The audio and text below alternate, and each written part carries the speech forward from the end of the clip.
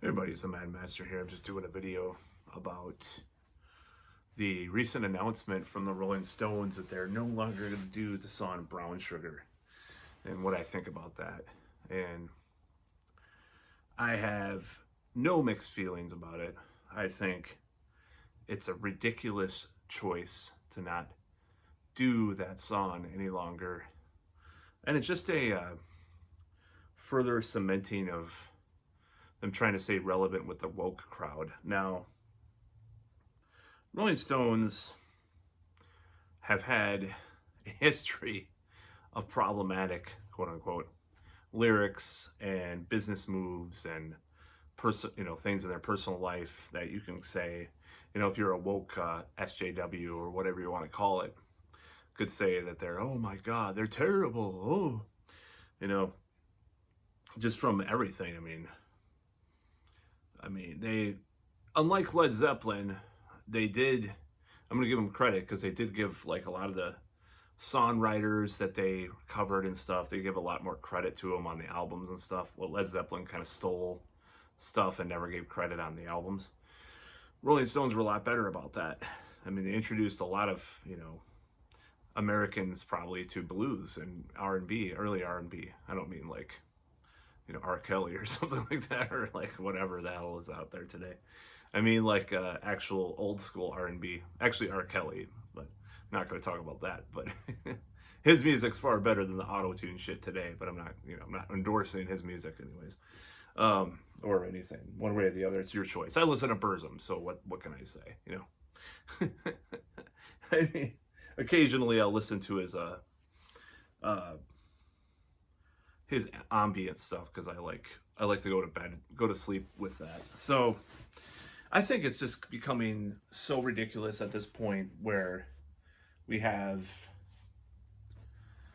these things that are, these people are doing. Oh, we gotta it's just like when Steven Spielberg removed the guns from E.T. and then he later put them back. But it's just like, it's what it reminds me of. It's just such a silly move. It's like, okay, Brown Sugar has lyrics about slavery. The whole setup is based on a relationship that Mick Jagger had with a woman of color. Okay.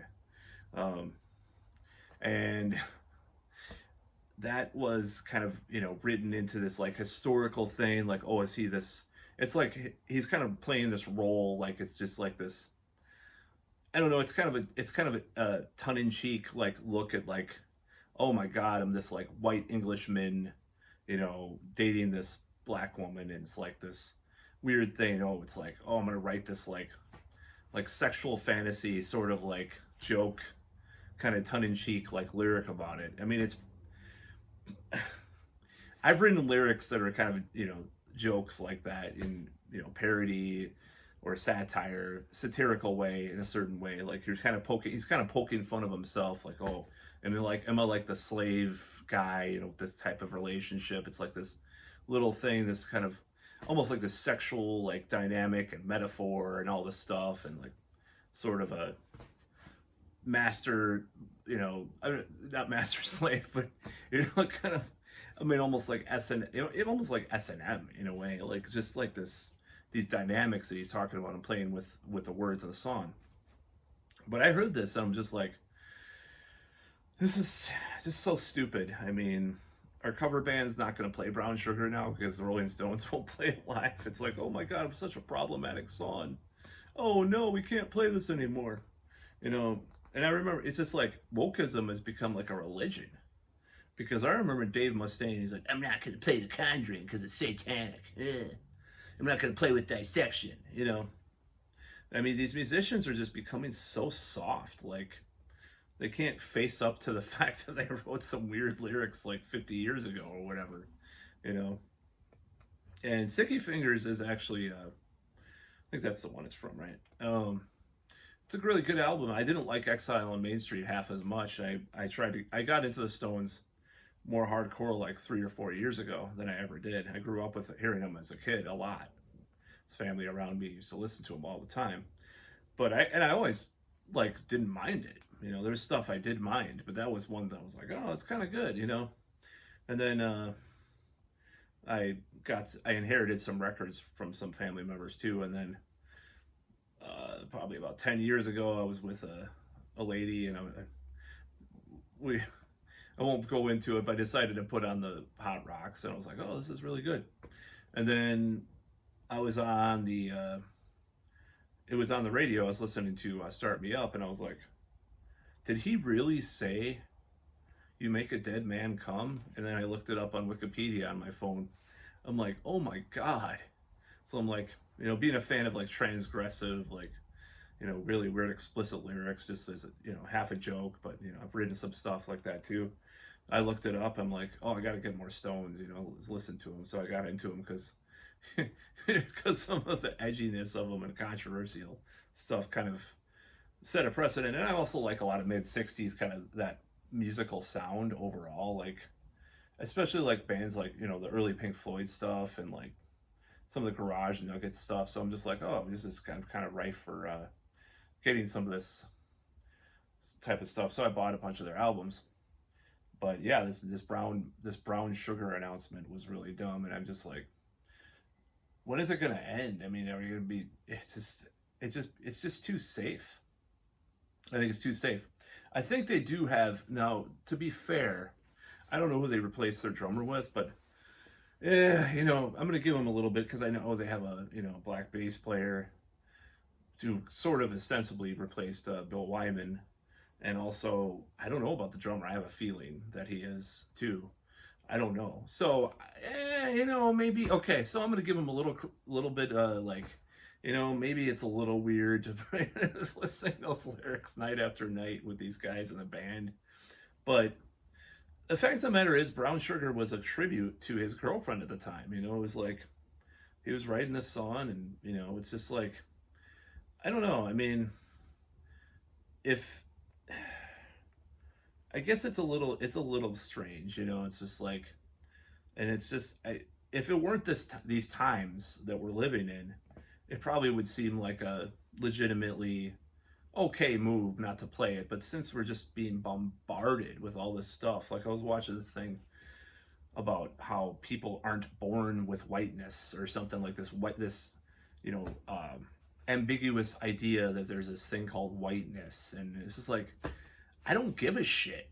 I just live my life, I try to make money to live on, and I fucking, write music, and I read books and play video games. I don't give a fuck about whiteness. What does that have to do with me? What does it have to do with your average working class person? I'm not saying I'm working class, but I guess to some extent I could be considered that at this point. So what is whiteness or all this shit, all these labels and these ideas? And it's like, who gives a shit? I don't have time for this shit. These people that are in this ivory tower, these so-called intellectuals, this is not an anti-intellectual rant, because I'd be anti myself, pseudo-intellectual as I am. But these people just like, oh my god, there's this thing and you have to study. It's just like these people have too much time on their hands to focus on all this shit. Just like, oh, there's this thing, this critical race theory stuff, and just like all this stuff is just like, these people are just, it's like mental masturbation. What is that Sammy Hagar lyric? Is that only one way to rock? I don't have time for whatever. It's like, it's still stupid. And little wonder, especially, and I'm not talking about people of color that are working class too, but obviously they're affected by this too, because they think they're probably just like, I mean, they probably don't have time for that shit either. I haven't heard a lot of opinions, but I know like your average white working class person is not going to be, it just doesn't have time to worry about their whiteness or whatever the fuck, or their, like people of color working class probably don't give a shit about their blackness. They do in real life when there's people pulling them over for a busted taillight when the white person probably passed them by, and the cops never pulled them over, stuff like that, of course. But as far as like, do they give a shit about all these little terms and little these 1,000-page books about racial sociology, fucking critical theory, Marxism. Did your average fucking person that works at a factory give a flying fuck about that? I highly doubt it. They're trying to feed their fucking family.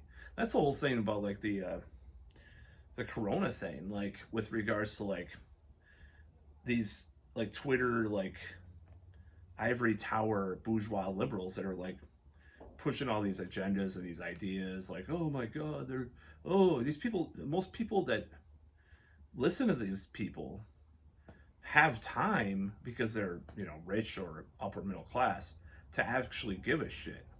And you see that with a lot of things. Like, I'll go into a grocery store on the more, you know, working class side of town, I'll just say that, and people won't be wearing double masks and all that stuff, but you go to the west side, they're like, oh, you better wear your mask.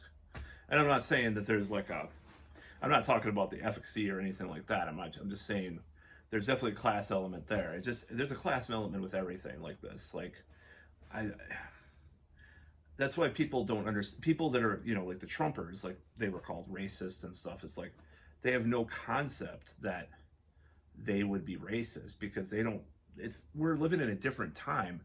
Maybe some of them, obviously some of them are racist, and obviously some people are racist unconsciously or whatever, but to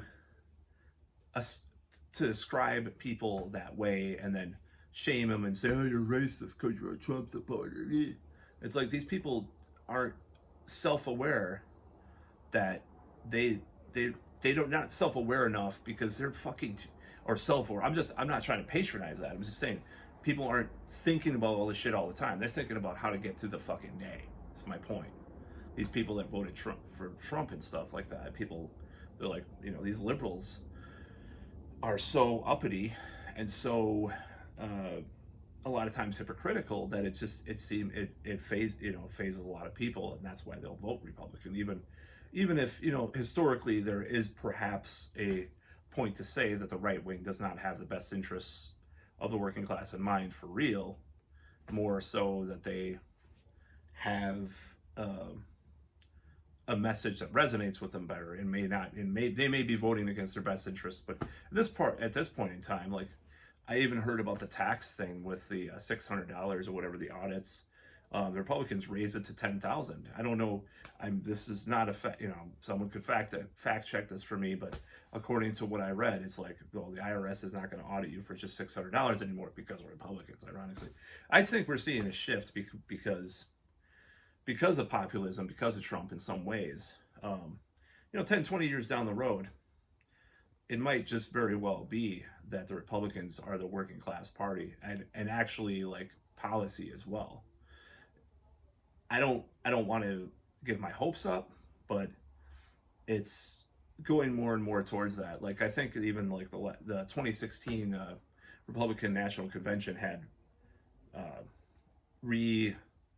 implementing Glass-Steagall on the platform. I'm like, 20 years ago, you would have never thought the Republicans would mention anything like that.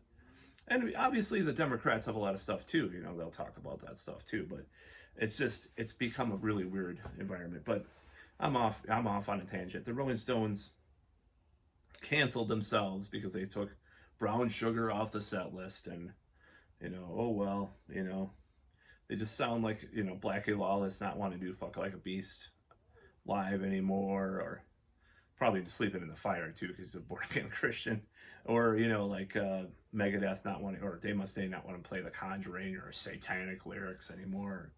I'm not going to play that song anymore because it triggers me because I wrote it even though it was a great song. Now, I know that Dave Mustaine actually kind of got over himself and started playing The Conjuring again on recent tours, probably because of that Dirk drummer is like trying to, I think he's probably influenced by him, and he probably has conversations with him about stuff because Dirk is in like he's been in like a lot of black metal bands or projects and stuff. So, but yeah, it's stupid. I think it's really dumb. It's really a sad commentary on the state of our world. If it, like I said, if it was separate from that, if we weren't going through this weird woke apocalypse right now, then the Rolling Stones thing separate of that, well, especially if that, if the rhythm section is all black now, which I haven't checked that, but I just have this feeling because I know just like a lot of the musicians that they associate themselves with and stuff. Like, I think they would choose someone that was like in the like the musicians that they associate themselves with on solo albums and stuff like that. I have a feeling that that's the case. Um, I understand in that context, but as far as of our wokeified apocalypse that we're living in, I think it's just buckling down to pressure. So that's about all.